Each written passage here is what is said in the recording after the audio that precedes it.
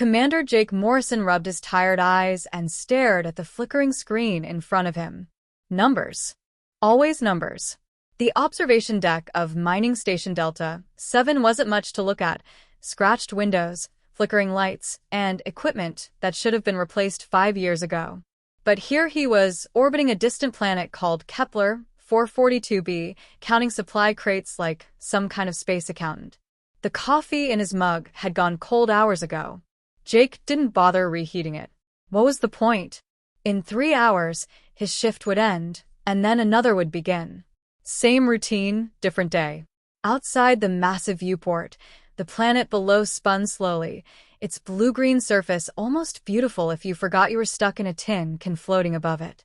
The comm system made that annoying crackling sound again. It had been doing that for weeks now.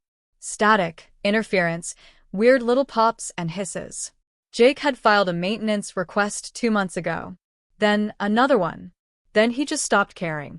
Everything on this station was broken or breaking. The air recyclers hummed too loud, the gravity plates made people feel slightly nauseous, and don't even get him started on the bathroom situation. Stupid piece of junk, Jake muttered, smacking the side of the comm panel. The crackling got louder for a moment, then settled back into its usual annoying buzz. He went back to his screen. Supply Manifest Delta 7-2249. Frozen food packets, water purification tablets, replacement filters. Boring. Soul-crushing boring. This wasn't what he'd signed up for when he joined the Space Mining Corporation. The recruiter had shown him videos of adventure, discovery, good pay. They forgot to mention the part about being alone in a metal box, doing paperwork while your life slowly ticked away. I came for you, human. Jake's fingers stopped moving on the keyboard. The voice was unlike anything he'd ever heard.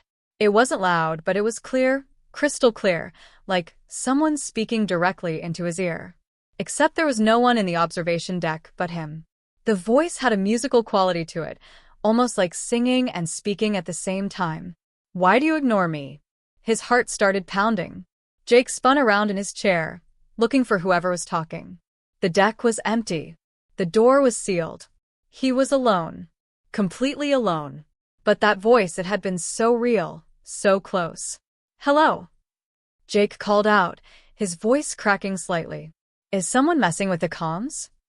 The static on the comm system continued its usual pattern. Nothing changed. But then Jake realized something that made his skin crawl. The voice hadn't come from the speakers. It had come from inside his head. Not like a thought. It was definitely someone else's voice, but it was inside his mind, resonating in his skull like someone had placed a speaker directly in his brain. This isn't funny, Jake said to the empty room, his hands gripping the armrests of his chair. Computer, run a diagnostics on all communication systems. The station's computer beeped. Diagnostics initiated. Estimated time, 4 minutes. Jake's eyes drifted to the viewport. That's when he saw it. Space was changing. The normal blackness filled with distant stars was doing something impossible. It was shimmering like heat waves rising off hot pavement in summer. Ripples of light bent and twisted in ways that made his head hurt. What the? Jake stood up, walking slowly toward the window. The shimmer grew stronger, more intense. And then something began to appear. At first, it was just a shadow, a dark spot against the stars. But it grew larger, more solid, more real with each passing second. Jake's mouth went dry. His hands started shaking. The vessel, if you could even call it that, was massive. Easily 3 times the size of the mining station. But it didn't look like any ship Jake had ever seen in training videos or technical manuals. It was organic, flowing, like someone had taken light and sculpted it into curves and spirals. Parts of it glowed with soft bioluminescent colors, blues and purples and greens that pulsed gently like a heartbeat. The geometry was all wrong. Jake's brain struggled to make sense of what he was seeing. Angles that shouldn't connect did. Surfaces that should be flat curved in impossible ways.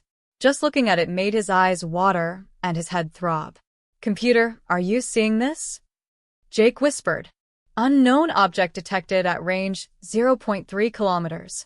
Configuration does not match any known vessel design in database.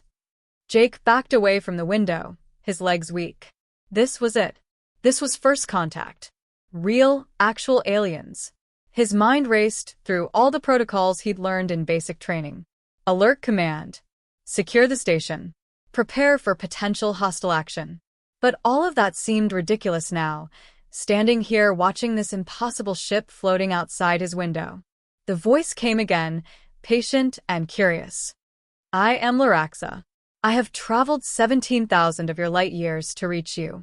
Your species has been singing into the void for so long. Such beautiful, chaotic songs. I came to meet the ones who make such music. Jake found his voice, though it came out as barely more than a whisper. You came here? For us. For you, the voice, Laraxa confirmed. But you do not answer. You do not greet me. You do not even notice me until now. Why, human? Why do you ignore me? Jake laughed, a slightly hysterical sound. Ignore you? I didn't even know you were there. I've been staring at supply inventories for 6 hours. He ran his hand through his hair, trying to process what was happening. An alien. A real alien had traveled across the galaxy because of Earth's radio signals. All those broadcasts humanity had been pumping into space for decades. Music, television, radio shows, all of it spreading out into the cosmos like a message in a bottle. And someone had found it. Someone had actually come. But instead of finding humanity ready with open arms and prepared speeches, Laraxa had found Jake Morrison, a tired mining station commander who was more worried about whether the food shipment would arrive on time than about the wonders of the universe. I'm sorry, Jake said, still staring at the alien vessel. I didn't mean to ignore you. Things have been complicated. The ship pulsed with light, as if responding to his words. Jake realized with a strange mix of terror and wonder that his life had just changed forever. Nothing would ever be normal again. And somewhere deep down, beneath the fear and confusion, he felt something he hadn't felt in years. Something he thought he'd lost completely working on this forgotten station at the edge of nowhere. He felt hope. The air in the observation deck shimmered like heat waves, and suddenly she was there. Laraxa's form took shape right in front of Jake's desk, a figure that looked almost human, but not quite. Her body seemed to be made of light itself, constantly shifting and moving like water flowing upward. She had the basic shape of a woman, but her edges blurred and sparkled, and when she moved, trails of soft luminescence followed her like silk scarves in the wind. Jake glanced up from his computer screen, nodded once, and went back to typing. Laraxa tilted her head, confused. She had just materialized inside his station using technology that bent the laws of physics. She was an avatar of a consciousness that had crossed the galaxy. And this human had barely looked at her. Are you not startled? She asked. Jake mumbled, squinting at his screen. Oh, yeah, sorry. Give me like 5 minutes. I gotta finish this inventory report before the deadline, or Henderson's gonna chew me out again. Laraxa moved closer, watching him type numbers into boxes on his screen. His fingers moved quickly, but without any passion or interest. His eyes had dark circles under them. His uniform was wrinkled. There was a coffee stain on his sleeve that looked several days old. I do not understand, Laraxa said slowly. I have come from beyond your furthest imagination. I am here, in front of you, proof that you are not alone in the universe. And you are concerned with reports. Jake sighed and rubbed his face. Look, I get it. This is huge. This is amazing. First contact and all that. But if I don't get these supply numbers submitted in, he glanced at the clock. 43 minutes, I get written up. 3 write-ups, and I lose my bonus. No bonus means I can't make my student loan payment. No payment means my credit score tanks. Bad credit means I can't refinance my mom's medical debt. You see where this is going. Laraxa did not see where this was going. None of those words made sense together. She watched him continue typing, his shoulders slumped, his expression blank and tired. Your species sent invitations into the cosmos, she said, her voice carrying a note of something like sadness. I heard them across the void. Songs of love. Music that made my entire being vibrate with joy. Mathematical proofs of stunning elegance. Greetings in 1,000 tongues, each one saying, "We are here, we dream, we hope, please find us. I traveled through the darkness for longer than your civilization has existed, and I find you filing reports." Jake stopped typing. He leaned back in his chair and looked at her properly for the first time. Really looked at her.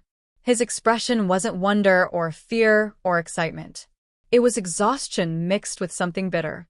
"Yeah, well, those messages were sent by people who still had dreams," Jake said quietly.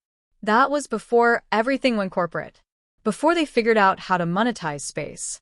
You want to know what happened to the dreamers? They're working 3 jobs to afford rent. The scientists who wanted to meet aliens? Most of them are teaching high school now because research funding dried up. The artists who made that music? They're driving for delivery services between gigs." Laraxa moved around his small workspace, her form casting strange, dancing lights on the walls. "But surely your leaders, your governments, they must care about contact with other civilizations?" Jake actually laughed at that, a harsh sound with no humor in it. "Oh, they know about you guys. Well, not you specifically, but aliens in general. Yeah, 3 other species made contact in the last 10 years or so. It was big news for like a week. Then people had to go back to work. Bills don't stop just because aliens exist." A week. Larax's form flickered with what might have been shock. The discovery of other intelligent life in the universe was important for only a week? "Less than that, really," Jake said, turning back to his screen. "The first contact, the Vrel, I think they were called, that got maybe 3 days of solid coverage. Second contact got 2 days. By the third species, it was just another Tuesday. People were more interested in the football playoffs." Laraxa was silent for a long moment. Then her form began to glow brighter as she reached out with her consciousness, connecting to Earth's vast information networks. Jake could see her eyes, if they were eyes, moving rapidly as she absorbed data. News sites, social media, government databases, entertainment feeds. All of it flowing through her awareness. Her glow dimmed. When she spoke again, her voice was hollow. "This cannot be real. This must be some mistake in my translation protocols." "What did you find?" Jake asked, though he already knew. "The Galactic Council's offer of membership to Earth," Laraxis said slowly. "An invitation to join thousands of civilizations across the stars. Access to technology that would eliminate disease, hunger, poverty." The news coverage of this event was page 17.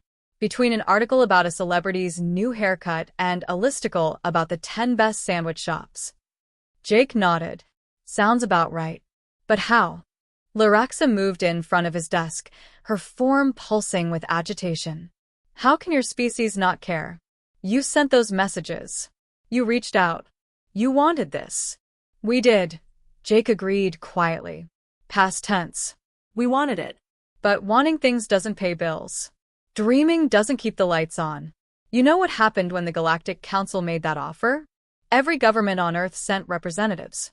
They talked for 6 months. Then they talked for 6 more months. Then they formed committees. Then those committees formed subcommittees. And while all that was happening, people still had to work, still had to eat, still had to survive. He gestured at his small station, at the cramped space filled with aging equipment. "This mining station? We're extracting rare minerals from that planet down there. Not for exploration. Not for science. For smartphone components. So people back on Earth can scroll through social media and pretend their lives are interesting. I make $11 an hour above minimum wage for this, and that's considered a good job now." Laraxa was quiet, processing.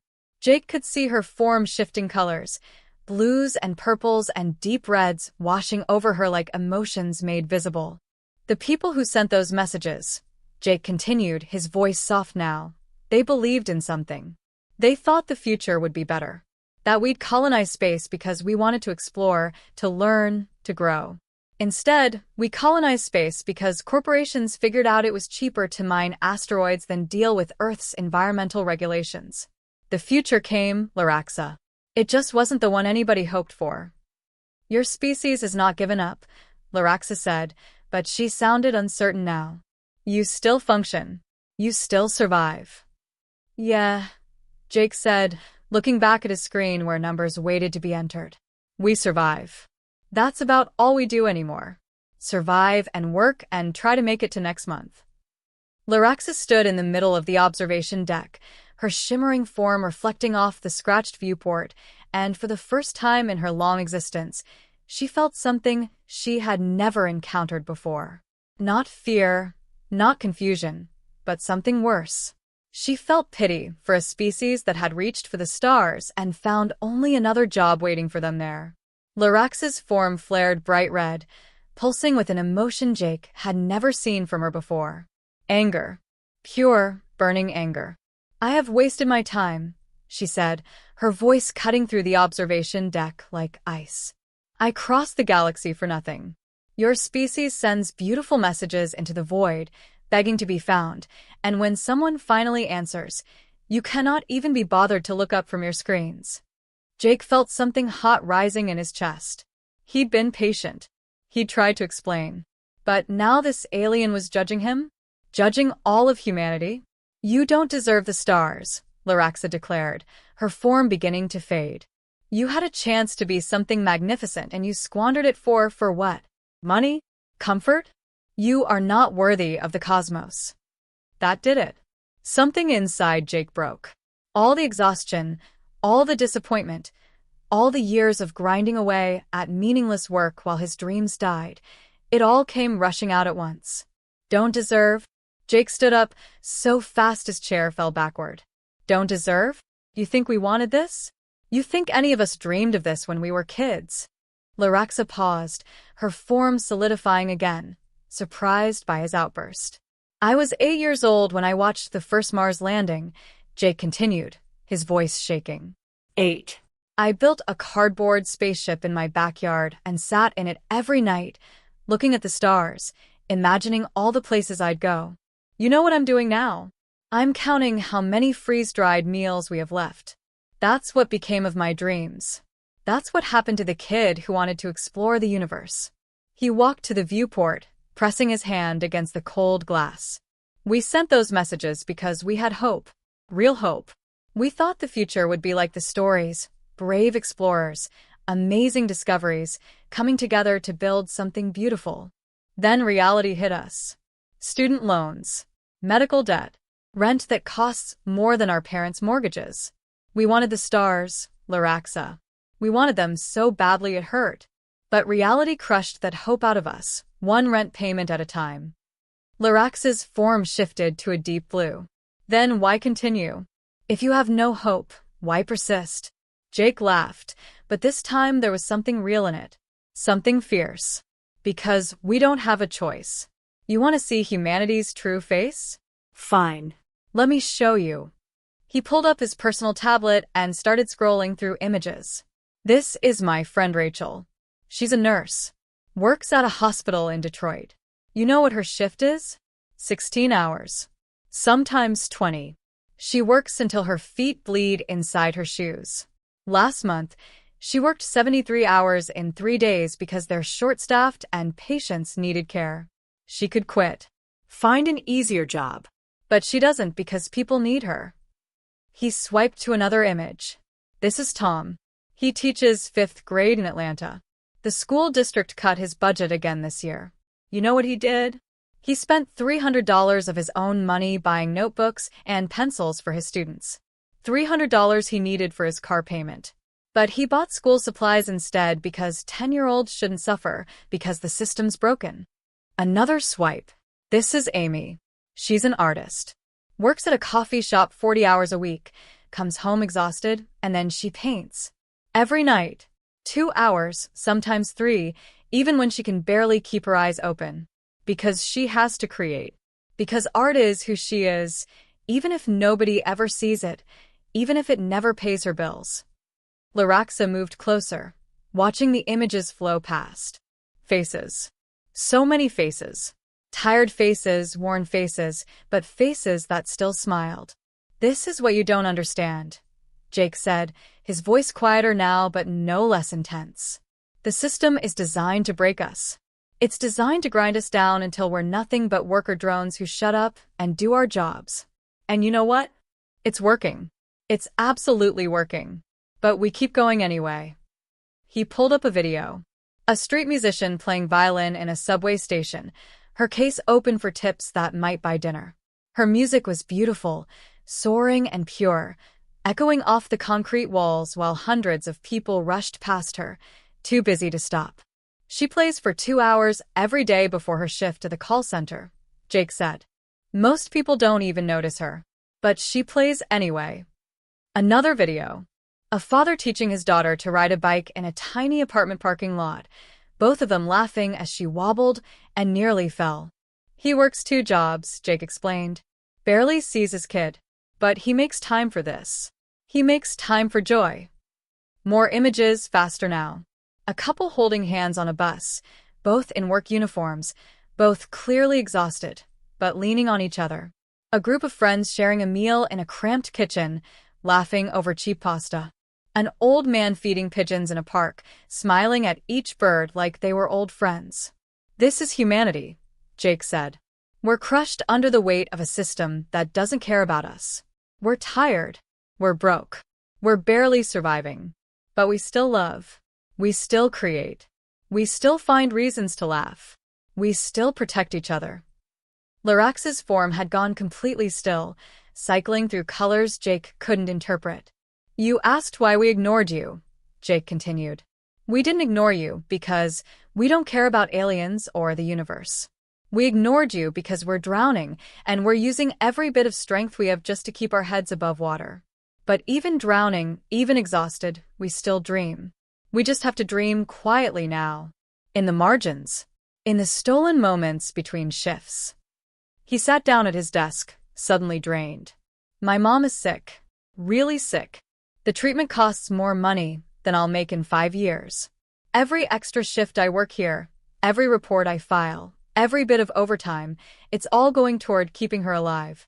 That's why I couldn't stop to marvel at you when you appeared. Not because meeting an alien isn't amazing, but because my mom needs me more than my sense of wonder does. Laraxa was silent for a long time. Her form had settled into a soft purple, pulsing gently like a heartbeat. I have traveled to 47 worlds, she finally said, her voice different now. Softer. I have met species that built cities in the hearts of stars. I have seen civilizations so advanced they exist as pure thought. I have witnessed wonders beyond description. She moved to stand beside Jake, looking out at the stars together with him. But I have never, she continued slowly, never encountered a species that suffers like yours and still chooses kindness. Every other race I've met either solved their problems or destroyed themselves trying. But you live in the middle of the struggle. You exist in the grinding machine, and somehow you still choose to be gentle with each other. Jake smiled tiredly. We don't always choose kindness. We mess up a lot. We hurt each other. We're not perfect. No, Laraxa agreed. But you try. Despite everything, you still try. That nurse could become bitter. That teacher could give up. That artist could stop creating. But they don't. You don't. She turned to face him fully, her form brightening. I came here expecting to find a species ready to join the galactic community. Instead, I found something far more valuable. I found a species that understands what it means to persist when persistence seems pointless. You are not apathetic, Jake Morrison. Your species is not apathetic. You are exhausted.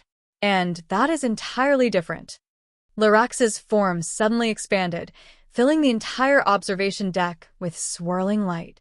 Jake shielded his eyes as patterns and symbols he couldn't understand flashed through the air around him. When the light faded, she stood before him again, but something had changed. She seemed more solid now, more present, and in her eyes, if they were eyes, Jake saw something like determination. I need to tell you something, Laraxa said. Something my people decided long ago never to share with species like yours. Jake leaned forward. What do you mean, species like mine? Species still struggling, she said simply. Still fighting for survival. My people, the Verathi, we stopped struggling 3 million years ago. We solved scarcity. We ended disease, aging, death itself. We merged our consciousness with technology and became something beyond what we were. We have everything we could ever want or need. We are, by every measure, perfect. That sounds amazing, Jake said, though something in her tone made him uneasy. It's empty, Laraxa replied, and her form dimmed. For 3 million years, we have existed in paradise, and we have been slowly dying inside. Not physically, we cannot die physically anymore. But spiritually, emotionally, we have been fading. Do you understand what I'm saying? Jake shook his head. When you have everything, nothing matters, Laraxa explained. When every need is met instantly, when every desire can be fulfilled with a thought, when there is no challenge, no struggle, no cost to anything, existence becomes meaningless. We forgot what it felt like to want something. Really want it. To fight for it. To sacrifice for it. She moved to the viewport, looking out at the stars. So we searched. We traveled the galaxy, looking for meaning. We found thousands of species. Some had transcended like us and were just as hollow. Others had destroyed themselves before they could reach the stars. Wars, pollution, hatred. They tore themselves apart. But we never found what we were looking for. What were you looking for? Jake asked quietly. Laraxa turned to him, and her form glowed warm and bright. You. We were looking for you. Not humans specifically, but what you represent. We were looking for a species that suffers and still creates, that struggles and still loves, that gets crushed by the weight of existence and still finds reasons to smile. She moved closer to him. You are the answer to a question we forgot we were asking. What makes consciousness worth having? What makes existence meaningful? We thought it was pleasure, comfort, the absence of pain. But watching you, seeing your species fight just to survive while still making art, still falling in love, still caring for each other, that's the answer. Meaning comes from the struggle. Purpose comes from the fight. Life matters because it's hard. Jake didn't know what to say. His mind was reeling. I'm going to do something my people forbade, Laraxa said. I'm going to share our technology with you. Not because you need saving, but because you've already saved yourselves and you deserve better than this grinding existence. Wait, what? Jake stood up. You're going to just give us your technology? Not weapons, Laraxa clarified. Not warp drives or planet killers or anything that could be weaponized. But the basics. Matter replicators that can create any object from base elements. Fusion generators that provide unlimited clean energy. Medical technology that can cure any disease, repair any injury. The tools to end scarcity on your world. Jake's heart started pounding. Laraxa, that would change everything. Everything.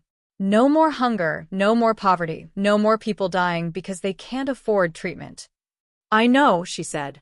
And your leaders will hate it. Your governments will panic. Your corporations will try to suppress it because it threatens their power. But I'm not giving it to them. I'm giving it to you. To everyone. Freely. No patents, no ownership, no control. Just the knowledge, released into your internet for anyone to access. They'll try to stop you, Jake warned. They'll try, Laraxa agreed. But you can't stop information once it spreads. You can't put knowledge back in the box once it's opened. Before Jake could respond, Laraxa's form blazed with light again. He felt a surge of energy pulse through the station systems. His computer screen flickered and filled with data, thousands of pages of technical specifications, blueprints, formulas, instructions. All of it downloading, copying, spreading. It's done, Laraxa said. I've uploaded the complete technical database to every open network on Earth. Universities, libraries, open source forums, social media. Within the hour, millions of people will have access to technology that will end scarcity forever. Jake pulled up his connection to Earth's networks and watched in real time as the data spread like wildfire. Download counts climbing into the thousands, then tens of thousands, then hundreds of thousands. People sharing, copying, translating into every language. It was unstoppable. His phone started buzzing. Messages from Earth. Emergency alerts. News notifications. He pulled up a live news feed and saw chaos. Reporters shouting over each other. Government officials demanding the data be taken down. Corporate lawyers threatening lawsuits. But underneath all that noise, Jake saw something else. Scientists were already confirming the data was real. Engineers were building the first prototypes. A university in India had just successfully tested a small-scale replicator. A lab in Brazil had powered an entire city block with a fusion generator the size of a suitcase. The governments are losing their minds, Jake said, watching press conferences where presidents and prime ministers demanded control of the technology. Let them panic, Laraxa said calmly. They can't stop this. The biggest corporations on your planet are already trying to buy up the patents, but there are no patents. They're trying to make it illegal to build these devices. But how do you enforce that when anyone with a 3D printer can make the parts? Jake saw it happening in real time. A grassroots movement spreading across the planet. People building replicators in their garages. Communities setting up fusion generators in neighborhoods. Doctors using the medical technology to cure patients who'd been told they had weeks to live. It was beautiful and terrifying and completely out of control. Some governments are threatening military action, Jake said, reading an alert from the U.S. military. Against whom? Laraxa asked. Against their own citizens for building devices that create food and medicine? How long do you think soldiers will follow those orders when they can go home and use the same technology to help their own families? She was right. Jake watched as the resistance crumbled in real time. Cities declared themselves independent zones where the technology was legal. States broke away from federal control. The old power structures were collapsing under the weight of post-scarcity, and there was nothing anyone could do to stop it. Within a month, the first major city went completely post-scarcity. No one needed to work for food or shelter anymore. Replicators provided whatever people needed. Fusion generators powered everything for free. Medical pods in every neighborhood meant no one died from treatable conditions. Within 3 months, half the planet had followed suit. Within 6 months, the concept of money was becoming meaningless in most places. Why hoard wealth when you could create anything you needed? Jake watched it all from his station, tears streaming down his face. His mother sent him a video message. She was crying too, but smiling. The medical pod in her neighborhood had cured her illness. Completely cured it. She was going to live. Thank you, Jake whispered to Laraxa. Thank you for giving us a chance to dream again. You never stopped dreaming, Laraxa said softly. You just forgot that your dreams were possible. I simply reminded you. 1 year later, Jake stood on the bridge of the Wanderer, and he still couldn't quite believe it was real. The ship stretched out before him like something from the dreams he'd had as a kid, sleek, powerful, and built for one purpose only: exploration. Not mining. Not corporate profit. Just pure discovery. He ran his hand along the captain's chair, feeling the smooth material under his fingers. Earth's first true deep space exploration vessel. No company logo painted on the hull. No shareholders to answer to. Just a crew of 200 people who wanted to see what was out there, funded by a humanity that no longer had to choose between dreams and survival. Captain Morrison, a young woman, called from the navigation station. Her name was Riley, and she'd been working at a fast food restaurant a year ago. Now she was plotting courses to distant stars. We're ready for departure whenever you give the word. Jake grinned. Captain Morrison. I'm still not used to that. Better get used to it quick, said Ben from engineering. He was a former truck driver who'd always loved tinkering with engines. Now he maintained a fusion drive that could push them to half the speed of light.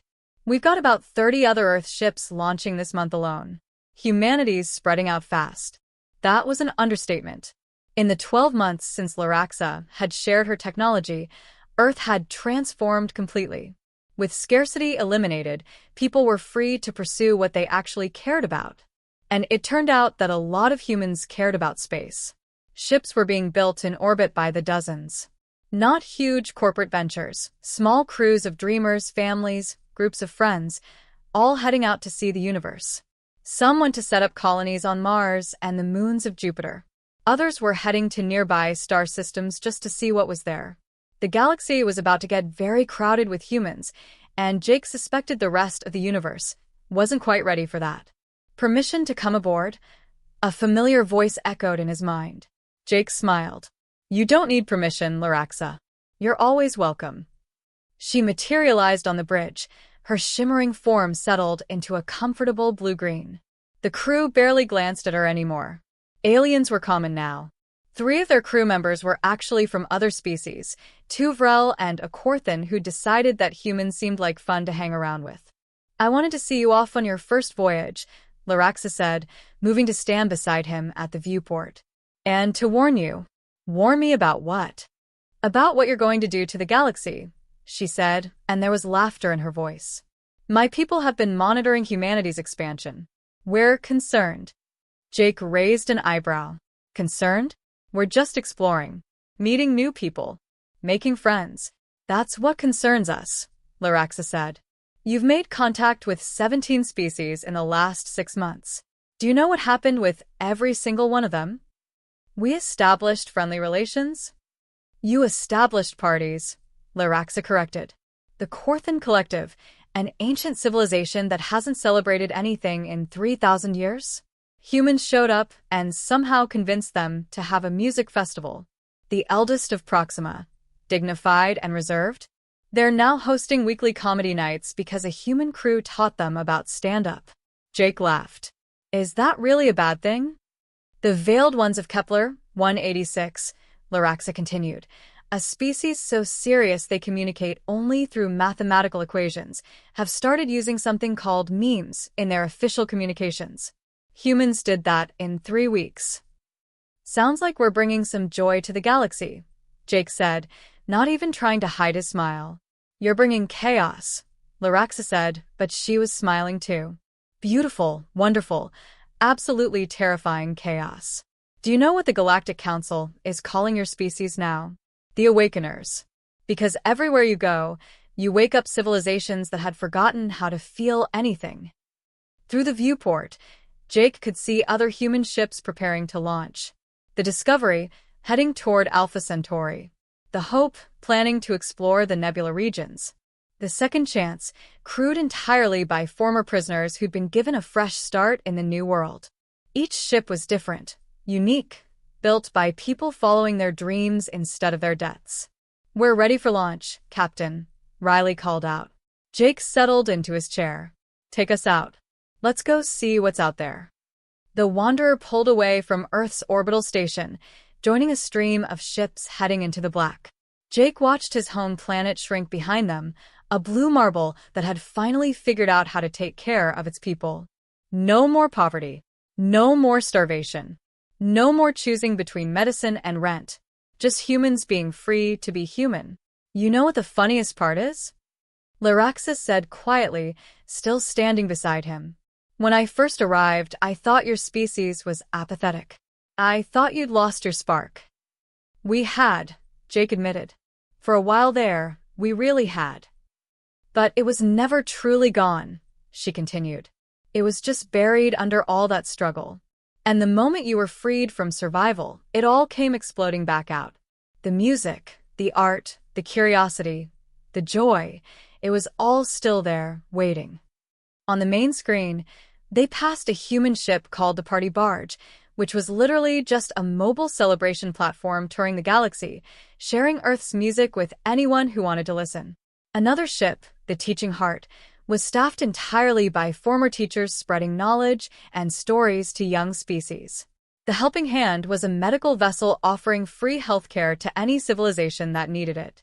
We're not all responsible, Jake said, watching a ship called the Bad Idea attempt a risky maneuver just for the fun of it. Fair warning about that. I've noticed, Laraxa said dryly. Last week, a human crew challenged a Korthan warship to a race. For no reason. Just to see who was faster. Who won? The humans. And then they taught the Korthan how to install better engines and challenged them to a rematch. Jake laughed. This was humanity unleashed. No longer grinding away just to survive. They were free to be their true selves, creative, curious, chaotic, and absolutely determined to make friends with everyone they met. even the species that didn't want to be friends at first. The ancient civilizations are confused, Laraxa said. They see you spreading through the galaxy with such enthusiasm, and they don't understand it. Species that ascended beyond physical form are re-manifesting bodies, just so they can attend human parties. Warrior cultures are learning to play musical instruments. Trade empires are forgetting about profit because humans keep just giving things away for free.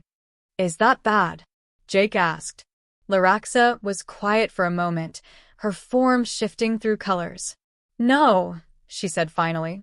It's exactly what the galaxy needed. We'd all become so tired, so serious, so focused on efficiency and logic and order. We forgot what it meant to just live, to celebrate, to create for the joy of creation, to love without reason. She turned to face him fully. You came for me when I couldn't answer, Jake had told her once, but now it was her turn. I came for you, human, because your species' songs promised something beautiful. I stayed because you proved those songs weren't lies, just delayed. Only delayed, Jake agreed, smiling. We had to figure some things out first. The Wanderer's engines hummed to life, pushing them faster and faster toward the unknown. Behind them, Earth continued launching ships. Ahead of them, the galaxy waited, full of ancient civilizations about to discover what happened when you introduced humans to your culture. There would be music where there had been silence, laughter where there had been solemnity, hope where there had been resignation. Captain, Riley called out, excitement in her voice. I'm picking up a signal from an unexplored system. Could be another civilization. Set a course, Jake ordered. Let's go say hello. Laraxa chuckled. That poor civilization has no idea what's about to happen to them. Probably not, Jake admitted. But I think they're going to like it. As the Wanderer jumped to faster-than-light speed, heading toward first contact with another species, Jake thought about how far humanity had come. A year ago, he'd been a tired mining station commander who could barely look up from his reports. Now, he was leading exploration into the unknown, part of a species that had finally remembered how to dream. The galaxy had been quiet for too long. Ancient, stable, predictable. But humanity was here now, and they brought with them something the cosmos hadn't seen in eons: genuine, unrestrained, chaotic joy. They would teach the old species how to laugh again. They would show the tired civilizations what passion looked like. They would befriend everyone, help everyone, and probably accidentally start a few dance crazes along the way. The universe would never be the same. And honestly, Jake thought that was probably for the best.